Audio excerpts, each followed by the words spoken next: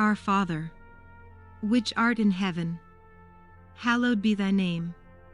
Thy kingdom come. Thy will be done in earth, as it is in heaven.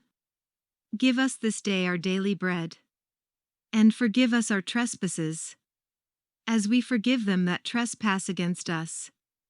And lead us not into temptation, but deliver us from evil. For thine is the kingdom, the power, and the glory, forever and ever. Amen.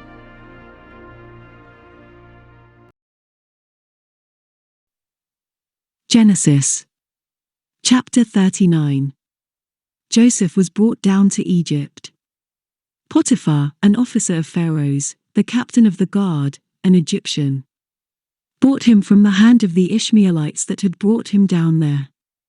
The Lord was with Joseph, and he was a prosperous man. He was in the house of his master the Egyptian. His master saw that the Lord was with him, and that the Lord made all that he did prosper in his hand. Joseph found favour in his sight. He ministered to him, and Potiphar made him overseer over his house. And all that he had he put into his hand, from the time that he made him overseer in his house. And over all that he had, the Lord blessed the Egyptian's house for Joseph's sake. The Lord's blessing was on all that he had, in the house and in the field. He left all that he had in Joseph's hand.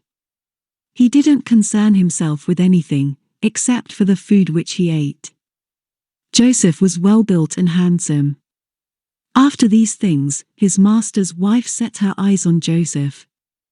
And she said, "Lie with me." But he refused, and said to his master's wife, "Behold, my master doesn't know what is with me in the house. And he has put all that he has into my hand. No one is greater in this house than I am.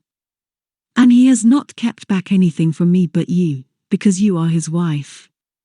How then can I do this great wickedness, and sin against God?"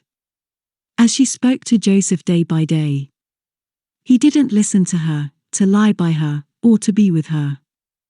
About this time, he went into the house to do his work.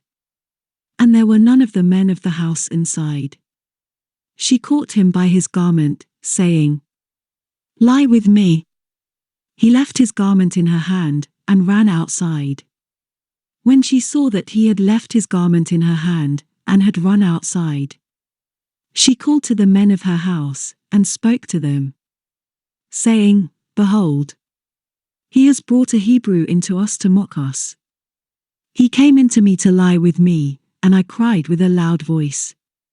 When he heard that I lifted up my voice and cried, he left his garment by me, and ran outside." She laid up his garment by her, until his master came home.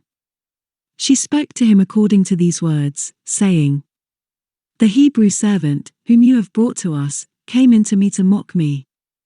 And as I lifted up my voice and cried, he left his garment by me, and ran outside." When his master heard the words of his wife, which she spoke to him, saying, "This is what your servant did to me," his wrath was kindled. Joseph's master took him, and put him into the prison, the place where the king's prisoners were bound. And he was there in custody. But the Lord was with Joseph, and showed kindness to him, and gave him favour in the sight of the keeper of the prison. The keeper of the prison committed to Joseph's hand all the prisoners who were in the prison. Whatever they did there, he was responsible for it. The keeper of the prison didn't look after anything that was under his hand, because the Lord was with him, and that which he did, the Lord made it prosper.